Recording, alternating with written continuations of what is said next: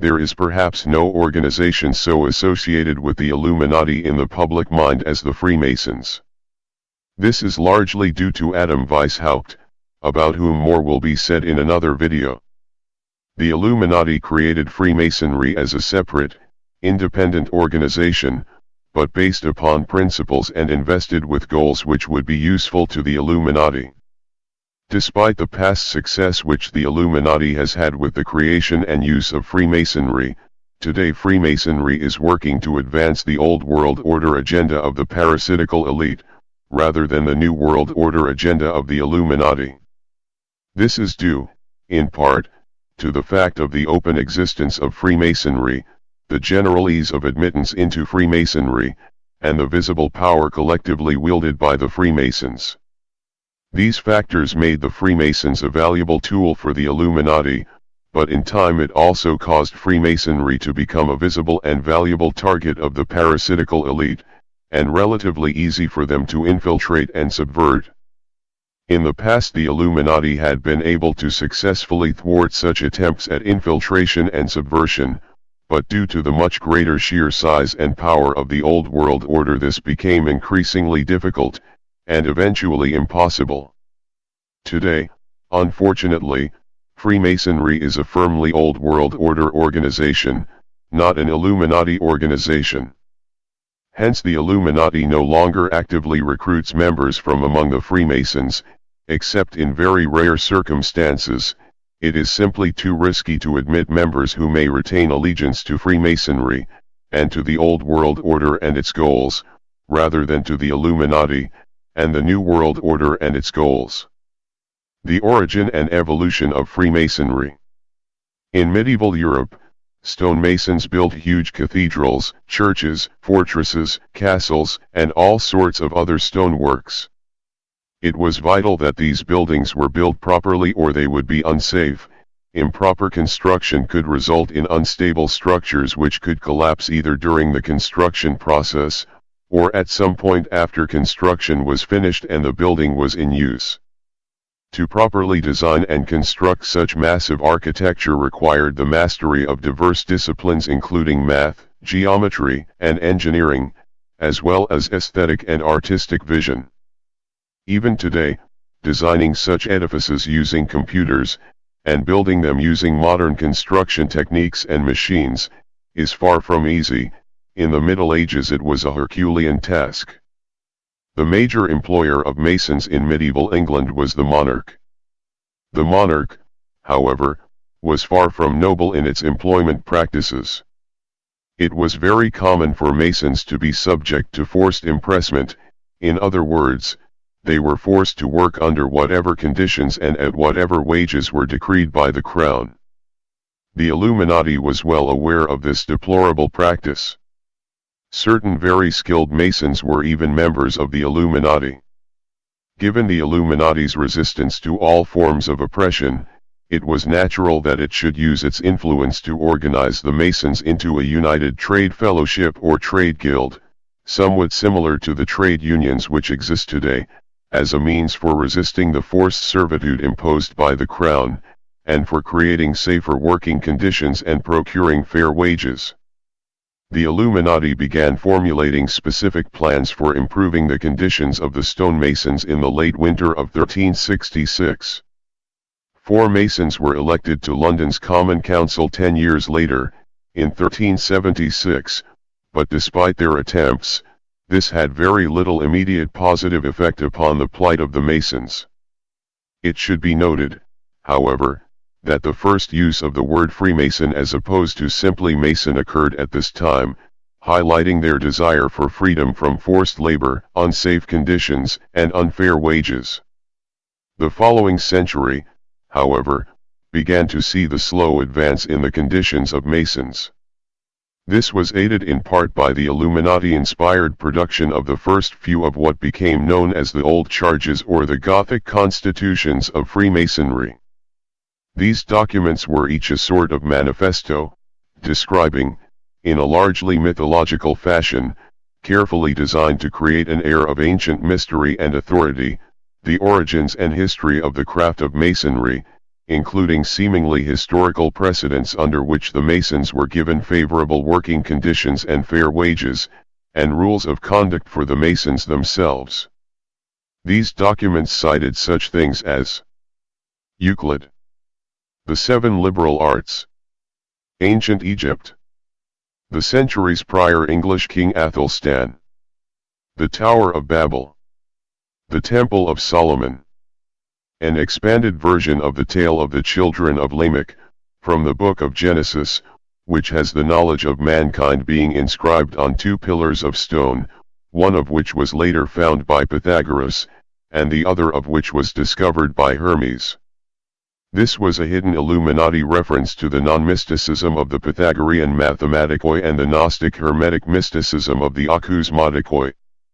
It is also the true origin of the 2 pillars, Boaz and Jachin, which stand in all Masonic lodges. It was only later that the Masonic mythology came to represent these as copies of pillars which supposedly stood in Solomon's temple. In addition to these mystical elements, these documents also contained prescriptions regarding the proper working conditions and wages for the Masons. The combined effect of the mysticisms and the descriptions of proper working conditions and wages was to harness the mysticism of the era in a way that elevated the status of the Masonic craft, both among the Masons themselves and others, and ultimately did result in an improvement of conditions and an increase in wages. This is a classic example of successful mystic control. The Masons would meet in a lodge. The original use of the word lodge was to refer to a temporary shack used by the Masons on larger construction sites. This term eventually came to be used to indicate the meeting places of the Masons. Eventually non-Masons were also admitted into the lodge. This created a distinction between operative Masonry and speculative Masonry. Operative Masons were those who were actual stonemasons, whereas speculative Masons were those accepted into the lodge despite the fact that they were not stonemasons themselves.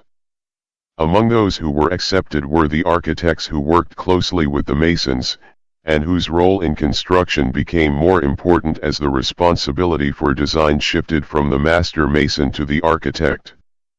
Others accepted as speculative Masons included various wealthy and powerful individuals, for whom the Masons created elaborate rituals and mysteries as a form of novel diversion. The patronage of the wealthy and powerful was beneficial in raising the conditions and wages of the operative Masons. The stonemasons became so well organized that it eventually became apparent to the Illuminati that such organization could be used for larger social and political purposes. It also became apparent that for these purposes it was not necessary to have actual stonemasons in the lodge at all, and in fact would be much more beneficial to have individuals in the lodge who were in positions of power to actually facilitate or carry out social or political operations. This brought an end to the era of mixed lodges, and saw the beginning of purely speculative lodges, and the beginning of the use of the term free and accepted Mason. The Illuminati were involved in the creation and consolidation of the earliest of the Grand Lodges of Freemasonry. The first Grand Lodge was officially created on June 24, 1717, at the Goose and Gridiron, in St. Paul's Churchyard. John Theophilus Desaguliers, a high-ranking Illuminatus, was elected as Grand Master of the Lodge in 1719. He is considered to be the father of modern Freemasonry. He was instrumental in bringing Freemasonry into the form it has today. In addition to his single term as Grand Master of the First Grand Lodge, he served as Deputy Grand Master under 2 figurehead Grand Masters and acted as Grand Master for irregular lodges which he formed for the purpose of performing initiations. In order to facilitate the secrecy of the Freemasons, he instituted the practice, following that of the Illuminati, of having members remember, rather than write down, the rituals of Freemasonry. Desaguliers also guided Freemasonry on a mission of self-publicity. The corruption of Freemasonry. In England, the last commoner to be elected Grand Master was George Payne, in 1720. Subsequent Masonic Grand Masters have all been members of the nobility. This marked the beginning of the corruption of Freemasonry from a New World Order-aligned organization, working to promote social equity, to an Old World Order organization, working to maintain power in the hands of the powerful. It was at this time that Freemasonry began to become a force helping the rich get richer and the poor get poorer. Freemasonry spread out from the British Isles, throughout the rest of Europe, Russia, North America, and beyond. The same type of corruption of Freemasonry which occurred in England also occurred in other nations as well, but this took a bit longer in the New World, due to its isolation from Europe. The American Revolution. The New World represented a unique historical opportunity for the Illuminati. Even though various European nations colonized areas of North and South America, the mother countries were simply too far away to be very effective in the event of a colonial uprising. This was territory separated from the European monarchies by thousands of miles of ocean, in an era when a transatlantic voyage was a dangerous affair in wooden ships, and took weeks or even months. The New World was an ideal place to attempt to establish a new world order, with minimal interference from European monarchs. The Illuminati had many agents involved in the philosophical, political, and military aspects of the American Revolution, and in the early years of the newly formed United States of America, the most prominent of these was undoubtedly Samuel Adams. There were also many Freemasons with such involvement. Among these, some of the more prominent were George Washington, Ethan Allen, Edmund Burke, Benjamin Franklin, William Dawes, Paul Revere, Benjamin Tupper, John Paul Jones, and John Hancock. The French Revolution. The American Revolution showed the world that nations could be governed without monarchy, and provided an example of a nation which had achieved this goal. This ignited the imagination of Europeans, and revolutionary fervor next took hold in France. Once again the Illuminati had agents working for revolution. Freemasons, however, were more divided in their support, due to the corruption of Freemasonry in Europe by the nobility, despite the best efforts of the Illuminati. Thus, while there were a number of French lodges and individual Freemasons which supported the French Revolution, there were also a number of anti-revolutionary, legitimist lodges.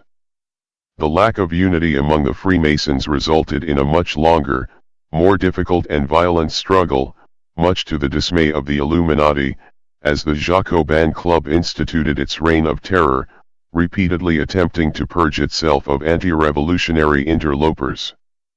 The Illuminati and the pro-revolutionary faction of Freemasons did ultimately prevail, despite this, finally achieving the revolutionary overthrow of the French monarchy and the establishment of a French republic. This was a hard-won victory, however. The spreading and continuing revolution. The Illuminati, often utilizing the Freemasons and other secret societies, continued to work for revolution throughout Europe and the rest of the world. While many of the attempted revolutions were largely successful in bringing about conditions of social liberty, equity, and justice, there were also some major failures. Even in those places where revolution was initially successful, there was often an unfortunate tendency for the hard-won social and political gains of the people to be slowly eroded. This is because, over time, new social and political powers often tend to become corrupted, and more money and power hungry, and thus begin to work to increase their wealth and power at the expense of the people. The people are also often slow to fully realize the extent to which they are being exploited and allowing their liberties to be eroded, and by the time they finally do wake up to their condition, they often find that they must fight that much harder to reclaim their rights. The result of this is that it is thus sometimes necessary to revolt against the new abusive powers, just as it was necessary to revolt against the previous abusive powers. Furthermore, if the people have allowed the abuse of power to persist too long and to grow too big, it may be necessary for such a revolution to be violent in nature. Thomas Jefferson expressed this quite eloquently when he wrote, "The tree of liberty must be refreshed from time to time with the blood of patriots and tyrants." The Illuminati understands that, while such violent revolution is sometimes necessary, it is much preferable to minimize or even avoid violence, where possible, and instead to effect positive political and social change, even political and social revolution, by more peaceful means. To carry out a violent revolution obviously requires a great deal of force, coupled with a certain degree of strategy. A peaceful revolution, on the other hand, either minimizes or completely dispenses with the need for force, but requires a very well constructed strategy. We, the Illuminati, do have such a non-violent strategy for peaceful revolution in place. The nature of this strategy requires that certain aspects are not publicly revealed.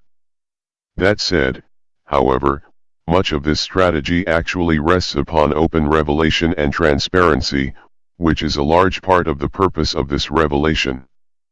We ask the reader to familiarize him or herself with psionics philosophy, and in particular, psionics politics.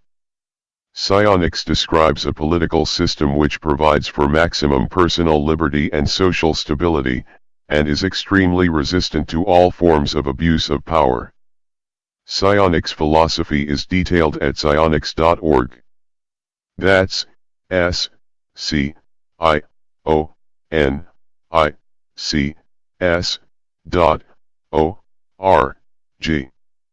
For the individual, psionics is a highly powerful tool for personal development and success, and for recognizing and avoiding all forms of parasitical personal exploitation. For society, psionics is a highly powerful tool for the advancement of society, and for recognizing and avoiding all forms of parasitical social exploitation.